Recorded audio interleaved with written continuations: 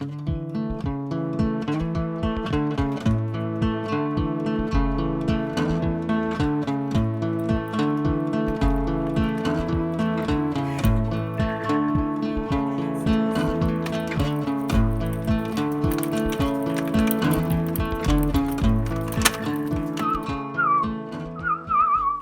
you guys, how is it going? I am so excited about today's episode because this is my first time growing water chestnuts and I want to share this experience with you guys.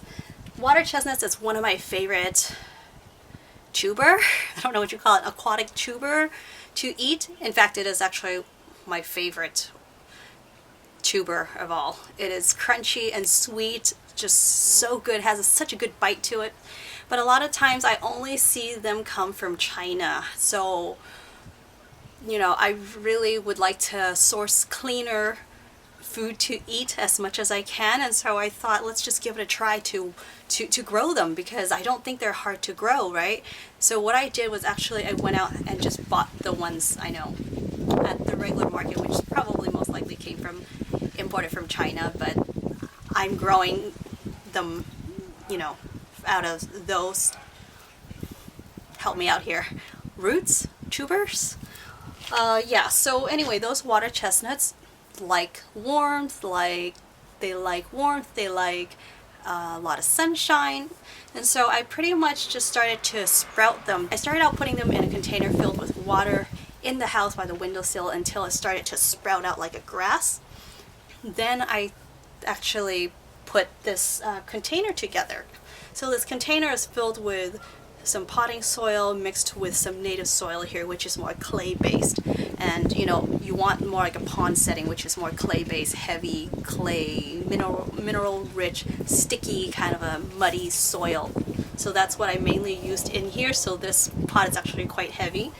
So I started out putting them out in the early summer. So the sun was warm, but it wasn't super hot, so I had them in full sun. And then as the summer got more into midsummer, when I got more intense sunlight, I actually pushed it to get some afternoon shade to relieve them in case the water gets too hot, because it is a more contained, small contained area. I don't want the water to be heating up so quickly. And then as we got to late summer, where I thought, you know, they can use some more sunlight, I moved it back to more sun. So I kept moving them around, moving this container around, and when it started getting a little cooler, I actually moved it to the full sun area, which no longer really get intense sunlight anymore at that point, because it was like early fall. But I put it right next to the exhaust, so they were getting a bit of heat whenever we're using the dryer.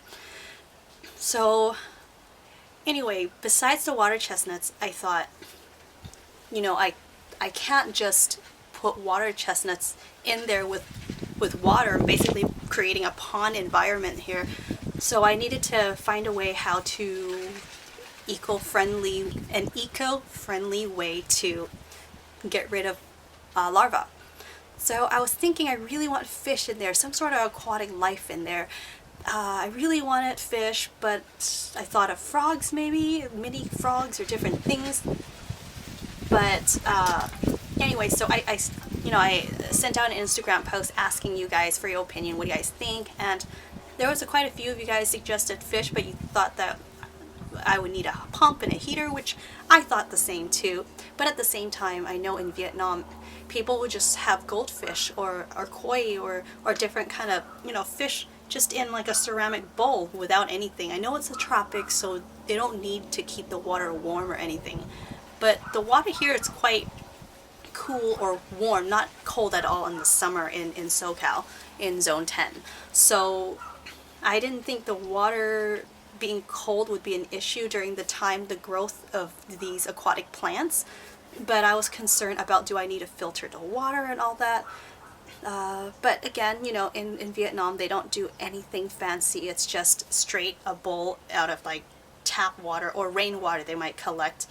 And tap water there is different than here. You know, I'm not sure how they treat it, but it's different than here. So maybe they save rainwater to use. I don't know. But I do know that they have just basically water in a bowl, and they would have fish and aquatic plants in there. So I thought let's give it a try anyway. So I didn't want to go overboard since this is a smaller container.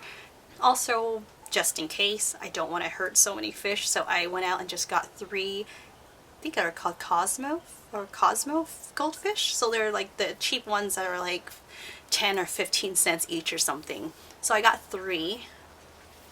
And they actually were doing fine in there. And I was really happy about that because they basically are self-sustaining. Like, I have to do nothing to take care of them.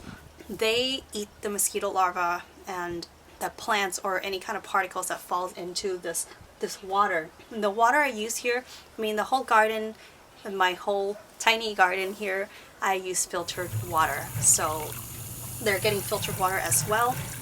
So they're eating up the mosquito larvae. And then I thought, you know, and when the summer got more intense, I thought they needed some shade. So I started to add watercress in there, which is great because I'm like sharing food with the the goldfishes, right? They're eating some of the things, they're eating stuff that I think probably rotting underneath, like some roots or something. I also got some duckweed in there. They eat them also. They yeah, so they're living there happily by themselves in there without my care at all. I just need to make sure and fill up this water once in a while when it gets low. And then I get to harvest these watercress to eat. And they're strong and tasty. Yeah, so I eat the fish's food, or say that we share food together. So when we got to about mid-autumn, the place where the exhaust, you know, that with the exhaust, that area was really not getting much sunlight. The part of the garden here that gets the most sun is actually this space right here. So I actually moved them back on here, and then I actually now do add a heater. So I just drop a little heater right in the corner right there to keep them more comfortable, and then in the morning they actually get some sun to keep these plants lasting longer and the fish is happy. So yeah, so far I think this has been very easy. I only put down 3 water chestnuts in there and they're multiplying like crazy. And these things are pretty much like grass. You can even break off one of these. Well, I broke off this one, but actually if you broke off the green ones, they're quite pretty, and they're kind of hollow inside. I haven't tried, but I wonder if you can use it as a straw. So I think you can use it as a straw. Let's see.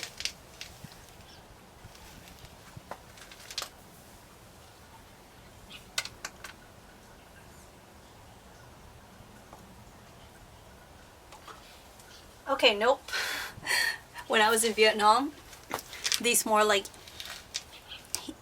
eco-friendly themed restaurants were using a type of grass that was actually as a straw, and they're thin like this, so I thought maybe they were using this, but they're not, because this is pretty hollow, but there's still a little bit of like a film in here.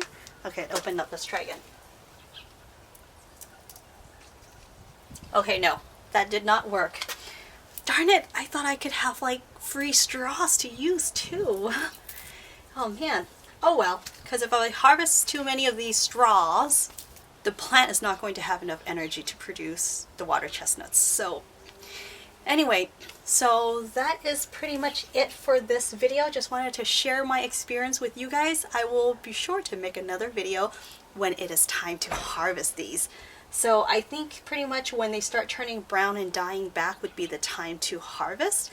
So by then, I will make another video for you guys. Thank you all so much for joining me on this episode, you guys. It's been so much fun growing these because I just feel like I have this eco-friendly system going, you know, in this tiny garden. I got plants in raised beds and containers and some in the ground. I got some that loves water, some that likes more dry things, and then adding this water element really makes it feel more complete and zen for me.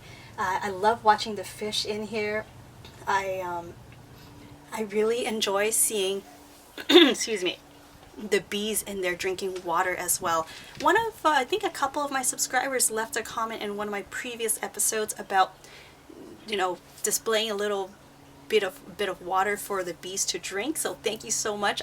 I'm sorry, I forgot your name, but I did think of, you know, making some sort of a little dish pond for the bees to drink, but having this pond, actually, they like to come and play and like drink water from here, the bees. So I'm really happy about that. If I have more space, I can even dig a hole in the ground and just set this entire container in the ground, like flush with the ground, so that it looks like an actual pond in there. So that would be really cool. But I don't have that sort of space at the moment, so this will do. Also, it is now just staying on this wheel, the wheels underneath, so I can push it around if needed, because this is getting quite heavy, and that this tub bin here is made of plastic, so is just in case I don't want it to break when all the fish and water and everything's in there. That would just be nasty. So it is sitting on a tray with wheels on the bottom. Alright, I hope you guys enjoyed this episode. I really enjoyed making this one for you. Please like, share, and subscribe to this channel if you enjoyed this video, and hit that bell button right next to the subscribe button so you'll be notified when new video is out. Also, I'd love for you to follow me on Facebook or Instagram, where I do more instant updates of my life, which you don't get to see on this channel. And if you would like to support me on my work, I really appreciate that. Please visit wendelin.com, which I have some plants and seeds available for you guys. I'll leave the links of the things I just mentioned just below this video. Thank you so much. I shall see you guys right back here in the next video. Bye!